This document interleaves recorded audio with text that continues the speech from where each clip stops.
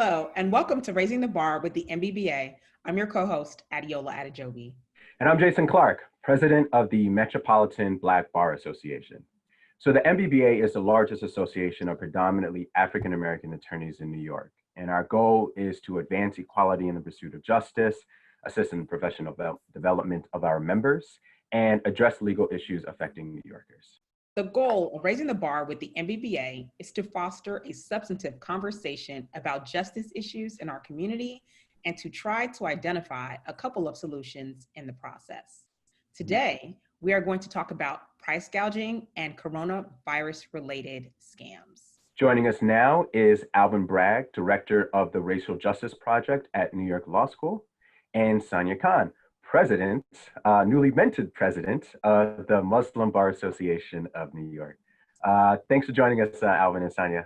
Happy to be here. Thanks for having me. So one of the disappointing things through a slew of challenges people have been dealing with when it comes to the coronavirus is COVID-19, is just just a plethora of scams that are out there. You know, it seems like whenever there's a crisis of some sort, you know, it always brings out some individuals or some groups that are looking to try to take advantage of folks.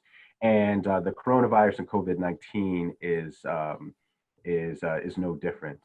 So let's start with this. Like, what are some of the common scams that we've been seeing out there that people in the community should make sure that they're mindful of? So, I mean, you know, one that pops to mind. Obviously, everyone is concerned about getting sick. And so you see people, basically maybe the oldest scam in the book, basically saying, I've got a cure for that. And, you know, as we were talking here, know that, you know, there's no FDA, no government approved, you know, cure, but people who are, you know, particularly if you don't have access to care, you don't have a primary care provider, you on the internet, you click and someone says they can cure you. That is something that we've seen going around that is really, you know, pernicious and low, obviously, but has been effective. Some people have fallen prey to that. Yeah, and I think just to build on what Alvin's saying is that we have to remember that right now there's currently no FDA approved vaccine or cure. And even a lot of the antibodies tests that are out there are also, I mean, everything is just kind of under review right now. So to the extent that any entity is representing that they are FDA approved, et cetera, it's probably not true. Another additional thing that's kind of happening in this space is home testing kits. So beyond the cure, there's also testing. And a lot of companies are saying that they can send testing kits to your home. You could do the test and send it off somewhere to get, you know, a response. But that's just not the way that it's working right now. So I think that's also something to just keep in mind. And I actually just want to add something I've heard Jason say before, which is one of the cruelest tricks on these is the marketing of them as cutting edge or brand new, which sounds like it's something, but it really is code for we don't really have approval to be selling this, so we're cutting edge. Right. And so what are some of the ways that the scam artists are luring people into falling into their scams? I think definitely, you know, on websites, when you're doing a Google search and you have ads that pop up on top and stuff, and you can see kind of like, come here to find a cure for whatever. I think that there's a lot of websites that are just very misleading, and there's no way to really know if, you know, they are true if you're just reading the headline. So it's good to be diligent on that front. And some of the fake websites, as we know from, you know, pre-coronavirus, can be made to look, you know, very authentic. I believe it was in Pennsylvania where the Attorney General put out an advisory saying that a fake website had been made to sort of parrot and look like the state's website for unemployment insurance claims. So obviously unemployment is high, and you know I know in New York, sort of our Department of Labor has been flooded with inquiries. And so someone gets, you know, impatient, rightfully so, and they find some other website where they will take the information and it purports to be, you know, state approved, and you can process an unemployment claim. The Pennsylvania Attorney General put out an advisory about that. So it's the combination of people, something that people need and want, and then something authentic looking and that leads to a scam. Yeah, and actually, I mean, even to build on that, I mean, some of the things that I know I've certainly heard about has to do, I mean, there's some circumstances where people go to a website and they think that they're purchasing something, and that something, whether it's hand sanitizer or medical supplies, and it just never comes by. I mean, I think there was an example I think I remember hearing about where some folks had purchased over $40,000 worth of masks and medical supplies, and they just never actually got there. And then when people go to that website, I think that's to the point earlier, the website's down and it's gone, and there's no way to be able to, or it's very difficult to be able to try to track down and get your money back. So, you know, I definitely think what you guys are saying when it comes to fake websites is a, you know, is an important thing to keep in mind. Just to add to that really quick, one thing I also wanted to say, and this does go back to the first question you asked too, is I think that there's a lot of, there's a whole new area of technology that might be coming out of this whole space, like contact tracing and all of that sort of stuff. And it's just unclear. And so there's a lot of misrepresentations that can easily be made with respect to that. So I think if you do see any sort of companies saying, oh, I can help you contact trace your family or anything like that, that you should be very careful when it comes to any technology representations with respect to COVID. I mean, one of the things, actually, I'm not even sure, you may have started to go into this a little bit, Sania, that is definitely a big issue, has to do with vaccination scams. And making sure people know that there aren't vaccines out there. So I think we started to harp on, or at least discuss it a little bit, but could you flesh out just a little bit more, kind of emphasize that point as to whether or not there's a vaccine, and if not, what you should do if you get an advertisement or a solicitation saying that they have a vaccine? Yeah, I mean, I think, like I said before, this one fact needs to be like broadcast everywhere, that there is currently no FDA approved vaccine and no cure for COVID-19. There are definitely studies and things that are happening, but according to both the FDA, the Federal Drug Administration, and the World Health Organization, there is not a cure yet. If you do see stuff like this, I think there are, and I think, Jason, this is what you're asking, where can you report this information? And I think, you know, in that context, there's the Federal Trade Commission. You can just go right on their website. I believe the complaints or the sort of just reporting of this is right on their website. You can definitely go to the New York State Attorney General's office here in the state, and the New York City Department of Consumer Affairs. Okay, and can you talk to us and our audience about phishing scams and how people have used that as a way to be able to get people's personal information and what people should be careful of? So, you know, this again is, you know, scam that predates coronavirus, and folks probably heard about it and hopefully haven't fallen prey to it. But it's, you know, some sort of an appeal to something that you are interested in. You know, an email that appears to be from your bank or from your gym or from somewhere you have an affiliation, because they've been able to either they just send 1,000 emails out and hope that they find 100 people who have that affiliation, or they have more sophisticated technology to pinpoint. But they bring you in through something that you want to do, and then it's mostly the scams to get your information, right? That you are, Jason used the example of buying something, but it could be, you know, fill out this, you know, this survey so you will receive X. Or, you know, one thing that we should be talking about is charity scams. I mean, a lot of people watching, you know, this is a time of great need and unfortunately a time of great interest in helping people out. So a common phishing scheme that's happening now is, you know, folks kind of making up scam charities and soliciting people by email, and you want to do something to help, and you say, oh yeah, of course I want to help, you know, the food pantry that I've heard of, and they changed the last 2 letters from the food pantry, you know, that you've heard of. And rather than supporting the charity you intend to, you are either giving away your information or your money, or possibly both. So you want to do independent research when you get an email like that. If it's from your bank or something like that, you know, go to your last email that you know is accurate. Go to your statement, find the information. find some other independent source. There are resources, the Charities Bureau at the Attorney General's office, other resources to figure out if a charity is legitimate. So you want to not just click, even if it's the most helpful of causes. One other area that I think we also see a lot of has to do with different types of financial scams that are out there. Could either Alvin or Sania, can you speak about some of the financial scams that people should be aware of, especially maybe as it relates to maybe some of the stimulus packages that we've been hearing about?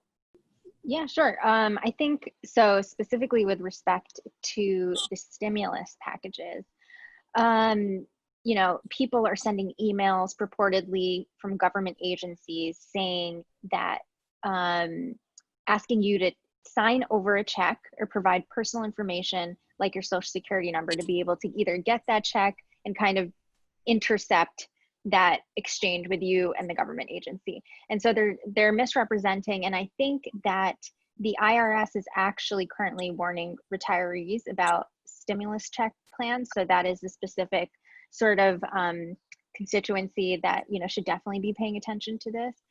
And there's also phony websites for small business owners in terms of loan sites and that sort of thing. So I think what's important in this is that, we know that the government is giving out these checks. And so just making sure that the representations that the government agency is making with respect to how you're going to get those checks. And if there's a deviation from that you should definitely vet that and make sure that that is legitimate.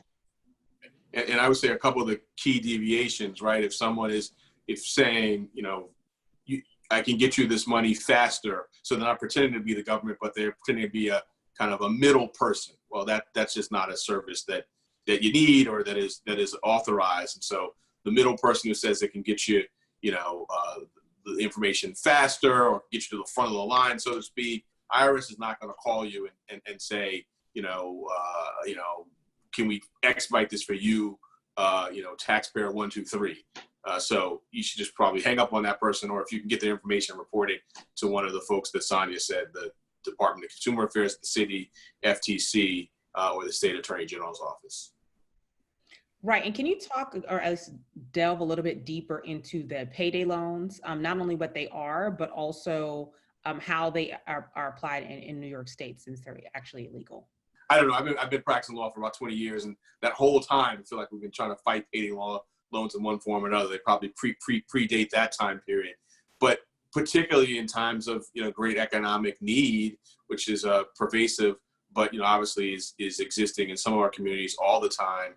Payday loans are folks that will allow you to you basically do a short 2-week loan term in anticipation of when you're going to receive your paycheck, and at a usurious rate, right? In my neighborhood, the place that used to do them was the check casting place on the corner, right?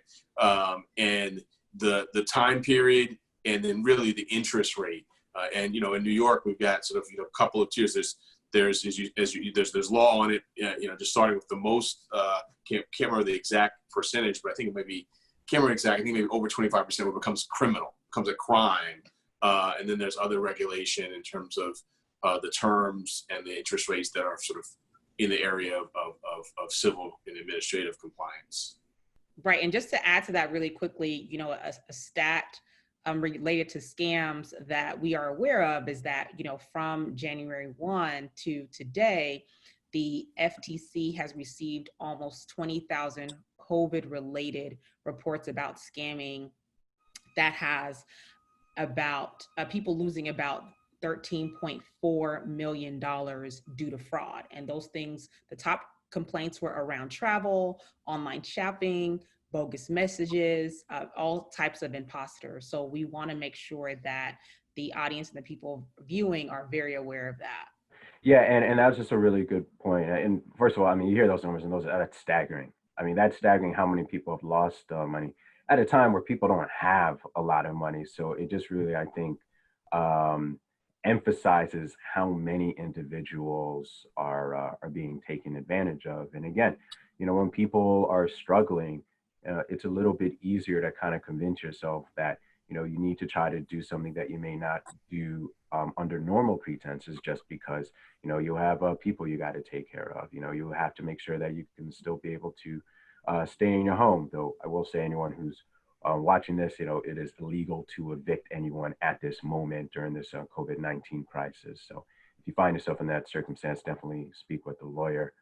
And especially also when we're talking about payday loans, I mean, Alvin had mentioned what the particular rate is where it officially becomes illegal, but we also see that some folks can be, pretty savvy about this, where they will have a rate that's just under that, under that number, so that when they go to, if you try to bring them to court, it's tougher to be able to make that argument as opposed to just a really bad contract dispute. So definitely make sure you're familiar and you think about and you're aware of those things. But when it came to charities, can you tell us a little bit more about charities and nonprofits?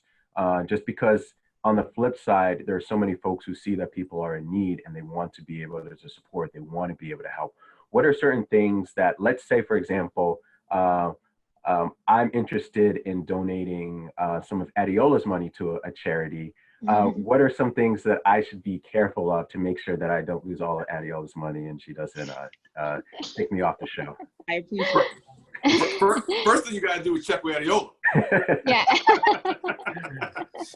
Step one. Look, it's true. I mean, a lot of people want to help now, and there are lots of ways to help, and particularly, now with, GoFundMe pages and the internet, we don't want to have a chilling effect on that very good human instinct. But there are so many people out there trying to take advantage of the moment that I do think that, if it's a GoFundMe page, which is not, it's a little more organic, you want to, and I contributed to a GoFundMe page in the last, month. And I'll tell you what I did. I was a person who I knew who was doing some good stuff with masks and trying to get them out. And I know her and I knew the face, and I was about to click and I said, you know what? I've done these talks with Jason in the past. So I just put the phone down and I called her and I made sure it was her. I think, I emailed it to her personal email. And she said, yes, that's me. So just something as small like that, right? Because I don't know if maybe everyone hasn't had their email account hacked. I've seen a lot of other types of accounts. You never know if it's really the person. So that's for the more organic. But for the institutions, and just to underscore for anyone who's watching, say, couldn't happen to me. When I was at the Attorney General's office, we did an investigation. I can't remember the exact name, but it was a charity. It's like the National Leukemia Fund. And they purported to kind of make a wish for young children who were dying of leukemia. I mean, how can you resist that, right? It was a fraud. They did next to nothing, and they got millions of dollars. So lots of people. So I think sometimes our emotions, we lead with them. So I would go to these databases. The Attorney General does an annual report called Pennies for Charities. There's a charity navigator. You can look for that online. The City Department of Consumer Affairs has resources. So I would do that. Or if you don't have a ton of time, you can literally just pop in the name that you were solicited and scam. And a lot of times, people will have posted, and if you see some hits, you say, well, let me turn my money somewhere else. There's so many good organizations out. Go to one is legitimate. Yeah, and all of that, I agree with 10,000%. I think it's kind of a rule of thumb to just make sure you're asking a lot of questions, especially when we're in like a crisis state the way we are now, and a lot of people are trying to take advantage of the moment. One particular thing I wanted to flag though was, I know for myself, I see a lot of donation links on social media sites like Instagram or Facebook, etc. And sometimes they can pop up even in the ad bar, in the advertisements.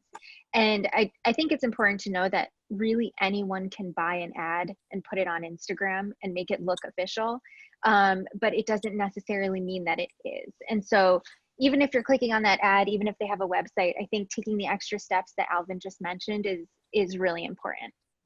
And definitely, even though we're focusing on a corona virus, this is scam season, right? Mm-hmm. And another area that people should probably be mindful of is, especially as it relates to the census, because close to my heart. Census, yes, yeah. Very So close to my heart. Yes. There we go. So, do either you or Alvin wanted to say a quick note about maybe some things to be mindful when it comes to the census?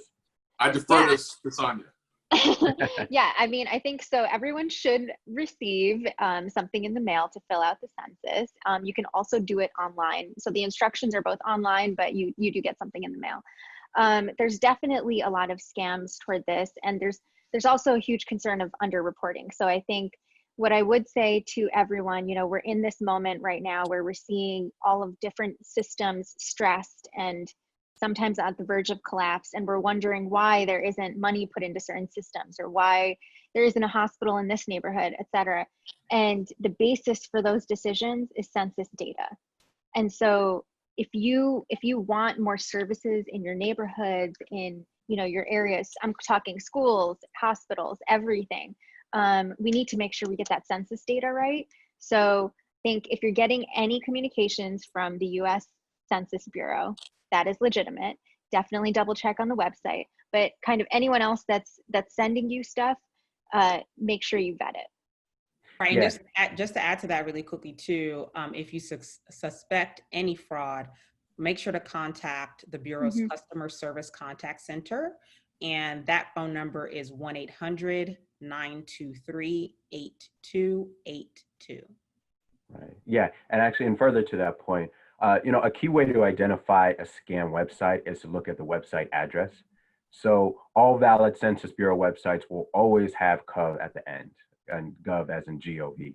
2020census.gov provides key information about the 2020 census and how to respond. And my2020census.gov is the direct website you can use to respond to the 2020 census online.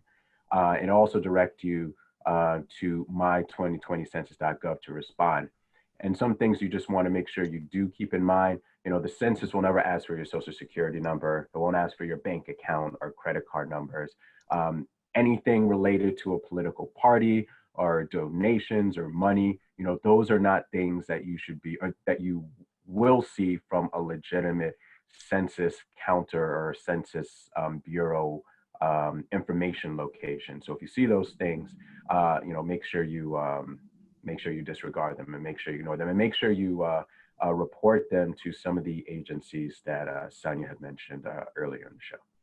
Maybe if the two of you can speak a little bit about price gouging. I know that especially as soon as the shelter-in-place order was set and the COVID-19 crisis really began, this was particularly an issue. I think things are starting to get a little better, but I know there have definitely been still a number of complaints out there of price gouging. So could someone just explain for our audience a little bit what that is and what you should do?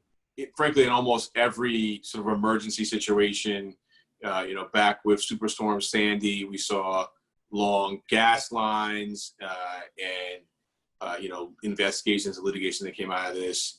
It does seem like we're stabilizing a little bit as sort of supply chains have changed, but early on, we saw it with face masks, hand sanitizer, toilet paper, and so I mean, at its most basic, it is just the ridiculous surge pricing on on key goods that we need. And I've lost track of the governor specific, but there've been some orders of emergency and things like that, and that plays into this. But I don't know currently, maybe someone else does, exactly where we are with specific goods, but you can certainly go to, I think the Attorney General's website has a very good page on this. It is sort of fluid at this moment. Yeah. Yeah, actually, and just so you have the AG's website, it's ag.ny.gov /coronavirus. And on there is guidance with respect to consumer scams and guidance with respect to price gouging and the ability to complain on the website. But I think it's important to note that, I think something like in New York City issued more than 4,000 violations for price gouging since this COVID issue emerged. And so this is obviously a huge issue. And if you are seeing this happen, that can definitely be reported directly to the Attorney General's office. Yeah, and actually even to that, I would add, to answer your question, Alvin, I know that some of the commodities protected under New York's anti-price gouging law includes hand sanitizer, includes disinfecting products, includes toilet paper, masks, infant formula, diapers, and a few other basic food supplies. In fact, I mean, I think that even that has been updated, because I know that the New York State Legislature just announced a number of different increases to what's under anti-price gouging, or what is part of the anti-price gouging laws. I think literally, last week. So if it's something, I mean, the way I like to think about it is, if it's something that's essential, that is needed, as opposed to a kind of a luxury item.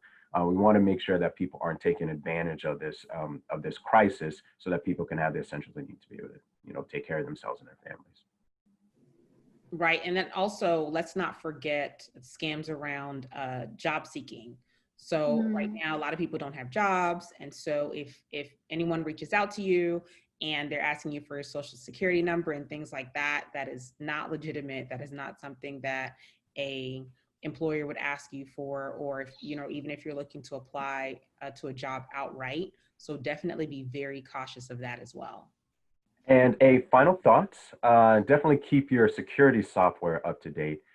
If you fall victim for a scam or mistakenly download malicious software, your backup will be the security software installed in your computer and other devices.